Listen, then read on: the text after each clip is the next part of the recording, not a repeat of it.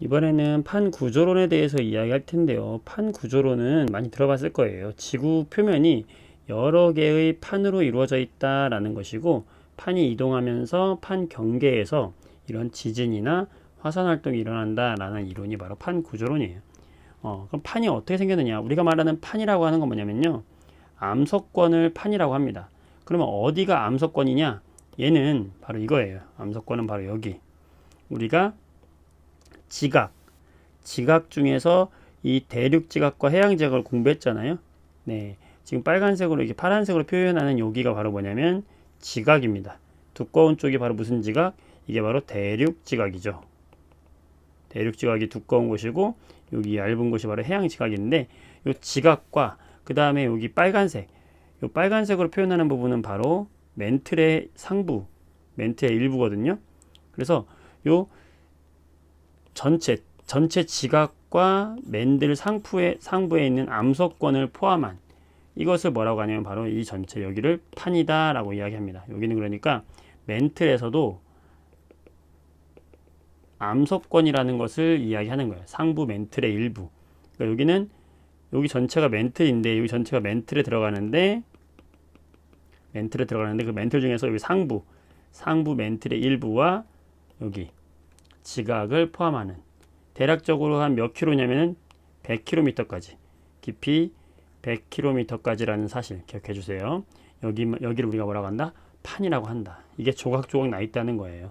그래서 여기서 보면은 암석권이라고 하는 것은 바로 지각 플러스 상부 맨틀의 일부를 포함하는 두께 약 1000km의 단단한 부분을 말하는 것이고, 이 암석권은 여러 개의 조각으로 나누어져 있으며 그걸 뭐라고 한다? 판이라고 하는 겁니다. 다시 암석권 중에 중요한 건데 바로 판, 우리가 판 구조론에서 판이라고 얘기하는 건 바로 뭐다? 지각과 상부 맨틀을 포함하는 거다. 지각과 상부 맨틀을 포함해서 이 두 개를 합쳐가지고 우리가 뭐라고 한다? 암석권이라고 한다. 그 다음에 암석권 아래에 뭐가 있냐면 연약권이라고 있어요. 한 400km까지 되어 있는 부분이 연약권인데, 얘는요 고체긴 고체인데 굉장히 중요한 건 유동성이 있는 고체다. 자, 유동성이 있는 고체라는 건 뭐냐면 이 연약권은 이렇게 움직입니다. 그림으로 보면은 여기 오른쪽에 이 연약권은요 이렇게 대류 현상에 의해서 움직일 수 있어요. 상부와 하부의 온도 차이로 대류가 일어나는 거예요. 우리가 찬물과 따뜻한 물이 움직이는 것처럼 이 연약권도 이렇게 상부와 하부의 이렇게 온도 차이로 인해서 대류 현상이 일어나요. 그게 바로 판 이동의 원동력이 됩니다. 연약권에서 이 맨틀을 움직이는 것이 판 이동의 원동력이 되고요. 당연히 암석권보다 아래에 있으니까 밀도가 어떻겠어요? 밀도가 크니까 아래에 있겠죠. 이건 뭐 당연한 이야기입니다. 자, 그래서 기억해 주세요. 다시 한번 얘기합니다. 자, 우리가 어디까지가 판이라고 하냐? 네, 해양판이라고 하면은 해양 지각, 아까 지각과 상부 맨틀을 포함하는 것이 판이라고 했죠. 자, 대륙판이라고 하면은 대륙 지각 플러스 상부 맨틀 똑같은 거예요. 해양 지각이면은 해양 지각, 대륙 지각이면 대륙 지각 플러스 되는 거죠. 자, 이때 해양판은 당연히 두께가 좀 얇죠.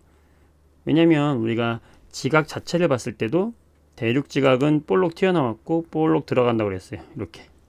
그렇죠? 이게 바로 위아래로 솟구친 여기가 바로 뭐냐면 대륙 지각이니까 대륙 지각을 포함한 애들은 판이 두껍겠죠. 해양 지각을 포함한 애는 판이 얇겠죠.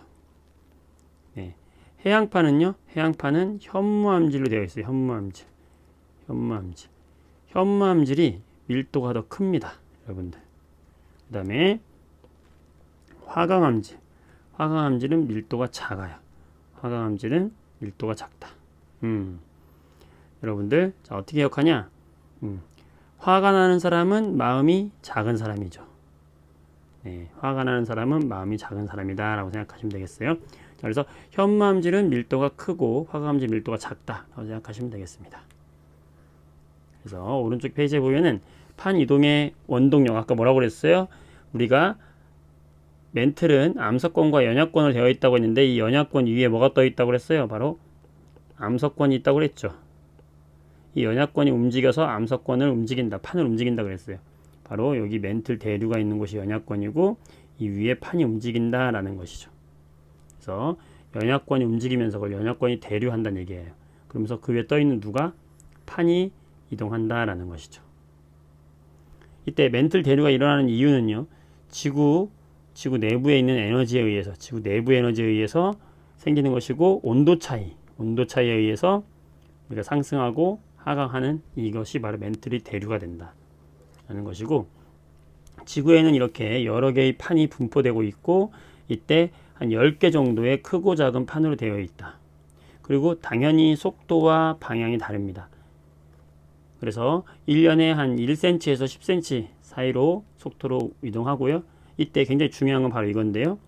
발산형, 수렴형, 보존형 경계로 구분합니다. 이건 다음 시간에 이야기할게요. 발산형, 수렴형, 보존형 경계가 있다. 그러니까 이건 만나는 모양에 따라서 그런 거거든요. 예, 그래서 발산형은 이렇게 지각이 형성되는 곳, 수렴형은 지각이 서로 만나는 곳, 보존형은 지각이 서로 어긋나는 곳, 뭐 이렇게 생각하시면 되겠어요. 그래서 이렇게 어긋나는 발산형, 여기서 지각이 만들어지면서 양옆으로 이동하는 이런 발산형 경계가 있고 같이 만나는, 오히려 같이 만나는 경계가 있어요. 이런 걸 뭐라고 하냐면 수렴형 경계다, 수렴한다라는 것이고 보존형은요 이렇게 서로 어긋나는 걸 이야기합니다. 그래서 발산형 서로 멀어지는 경계, 수렴형 서로 모여드는 경계, 보존형 서로 어긋나는 경계를 말한다라는 거 우리가 하나씩 좀 이따가 차례차례 해보도록 할게요. 여기까지 해서 판에 대해서 이야기했고요. 한번 문제 한번 풀어보도록 할까요? 개념 문제. 자, 지각 변동과 변동대에 대해서 한번 풀어보겠습니다. 자, 지각 변동 일으키는 주요 에너지는 뭐라고 그랬습니까? 지구 내부 에너지라고 했죠. 맞습니다.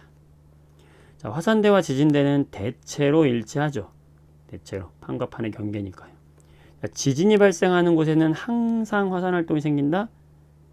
그렇지는 않아요. 지진만 일어나는 곳도 많이 있죠. 예, 조심해야 되는 것이고 그 다음 2번 판의 구조네요. 여러분들 아까 많이 봤죠? 판의 구조.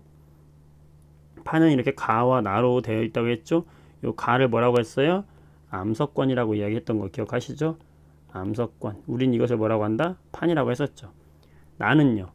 그 밑에 있는 연약권이다. 얘가 움직여서 판이 움직인다고 했었죠. 자, 대륙판이 두께가 더 어때요? 두껍죠? 대륙판이 해양판 위에 떠 있는 것처럼 생각이 되니까 밀도는 더 작다라고 생각하시면 되고 판을 이동시키는 원동력은 바로 뭐라고 그랬어요? 멘틀의 대류다. 멘틀 대류다라고 생각하시면 되겠죠. 자, 판의 이동과 이동에 대한 설명. 지구 하나의 거대한 판이 아니죠. 한 10개 정도의 판으로 되어 있다라고 이야기했고 판 경계는 판의 상대적인 이동 방향에 따라서 구별한다. 네, 맞죠. 그래서 아까 발산형, 수렴형, 보존형 세 가지 경계로 나눠진다라고 했었죠. 자, 여기까지 해서 우리가 판 구조론에 대해서 공부했습니다. 수고했어요.